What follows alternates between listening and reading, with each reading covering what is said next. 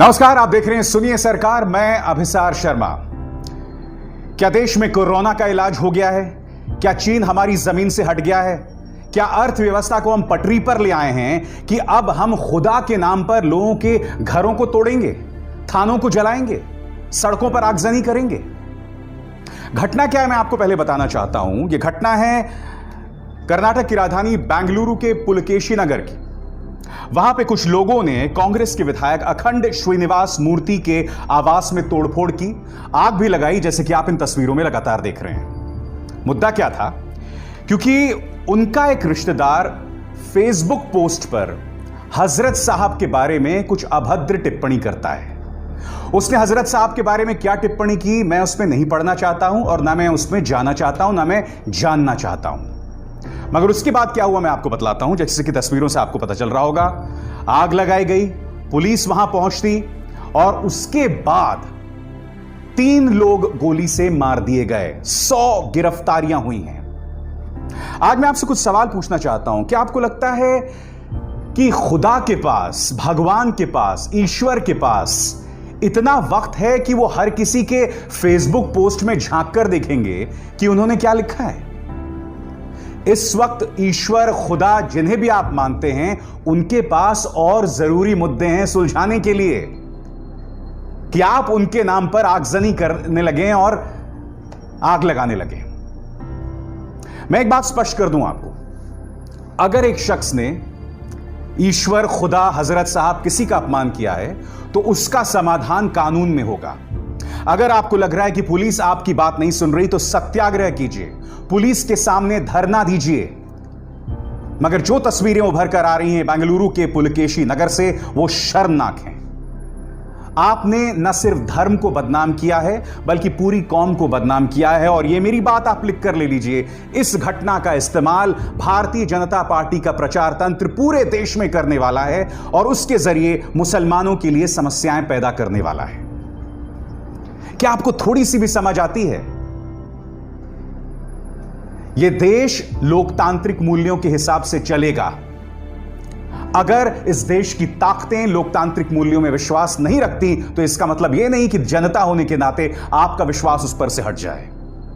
यह चेहरा याद है आपको? कमलेश त्रिपाठी। इस शख्स ने भी हजरत साहब के बारे में अभद्र टिप्पणी की थी।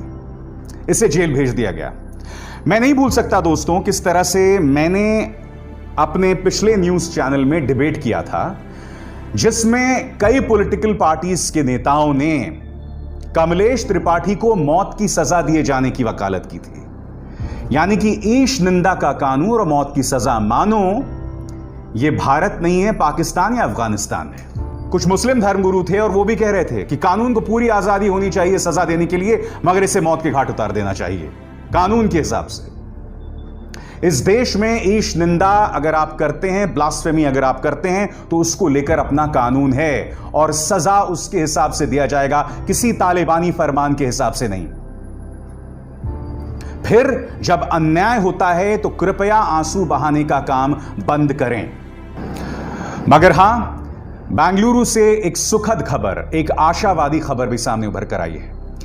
बेंगलुरु में देखिए किस तरह से मुस्लिम यूथ टेंपल्स के सामने, मंदिरों के सामने खड़े हो गए हैं ताकि अगर कोई क्रुद्ध भीड़ आए उन्हें मंदिरों में जाने से रोका जाए।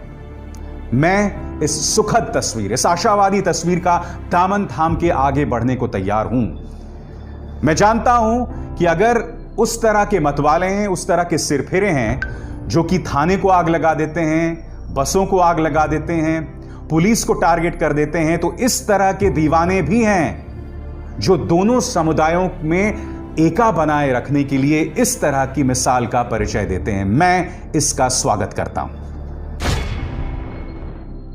और जैसे कि मैंने कार्यक्रम की शुरुआत में आपको बताया कि इस मुद्दे का इस्तेमाल अब भारतीय जनता पार्टी के नेता और उनका प्रचार तंत्र करने वाला है। जाइए सोशल मीडिया में, देखिए क्या क्या कह रहे हैं भारतीय जनता पार्टी के नेता। आपके स्क्रीन पर इस वक्त संबित पात्रा का ही बयान, जिसमें वो कह रहे हैं, कहां गए मीम और जय भीम। यानी कि तंज यहां पर किसी और पर नहीं, दलित संस्थाओं पर, दलित राजनीतिक संगठनों पर और मुस्लिम संगठनों पर। क्यों? क्योंकि जिस विधायक पर हमला हुआ है, जिसके घर में आगजनी की गई है, वो एक दलित विधायक है। यानी कि इसमें भी आप देखिए कितनी खूबसूरती से उन्होंने कास्ट का एंगल जो है वो जोड़ दिया है। आज एक भारतीय होने के नाते, एक सभ्य भारतीय होने के नाते, एक देशभक्त होने के नाते आप सबको इस घटना की आलोचना करनी चाहिए। किस तरह से हिंसा का इस्तेमाल किया गया, कानून का सहारा लिए बगैर कानून के से जुड़े जो इकाइयां थी उन्हें टारगेट किया गया। आपको और हम सबको उसको कड़े शब्दों में उसकी आलोचना करनी चाहिए, इसके अलावा कुछ नहीं। जो तथाकथित सेक्युलर्स या तथाकथित उदारवादी इस वक्त खामोश हैं इस घटना पर, वो अपने आप को एक्सपोज कर रहे हैं। वो पत्रकार नहीं है, वो विचारक भी नहीं है, वो सिर्फ पॉलिटिशियंस हैं। जी हां, आज की तारीख में कोई बेंगलुरु की इस घटना की आलोचना नहीं करता। खासकर मैं ये संदेश दे रहा हूं उन पत्रकारों को, उन विचारकों को, उन सामाजिक कार्यकर्ताओं को जो अखलाक पर तो मुंह खोलते हैं या पहलू खान पर मुंह खोलते हैं, मगर इस वक्त खामोश हैं। वो सिर्फ और सिर्फ राजनीतिक रोटियां सेकते हैं और कुछ नहीं करते हैं। ना उनके पत्रकारिता को लेकर कोई विचार है, ना सामाजिक सरोकार हैं, वो सिर्फ अवसरवादी हैं। क्योंकि आप जानते हैं कि अपना निजी नुकसान होने के बावजूद मैंने जब भी मुसलमानों को टारगेट किया गया है बेवजह, खासकर कोरोना के बहाने जिस तरह से उन्हें बॉयकॉट करने की अपील की गई थी और इसे आगे बढ़ाने का काम मुख्यधारा के न्यूज चैनल्स कर रहे थे, मैंने उसकी कड़े शब्दों में आलोचना की थी और आज भी हर गलत घटना की मैं आलोचना करते रहूंगा। सिर्फ इसलिए क्योंकि इसका ताल्लुक एक धर्म से है, मैं खामोश नहीं होने वाला हूं। क्योंकि आप भी इस बात को बखूबी समझते हैं कि हिंसा करके इन गुंडों ने किसी और का नहीं बल्कि मुसलमानों का, धर्म का नुकसान किया है और किसी और का नहीं। मैं फिर दोहरा दूं, खुदा के पास, भगवान के पास, ईश्वर के पास और जरूरी मसाइल हैं, मुद्दे हैं सुलझाने के लिए। इन मुद्दों को लेकर वो सामने नहीं आएंगे। आपके फेसबुक पोस्ट में उछाक कर नहीं देख रहे हैं जिनके लिए आज की तारीख में आप हिंसा कर रहे हैं। वाकई बहुत ही शर्मनाक घटना हुई है बेंगलुरु में।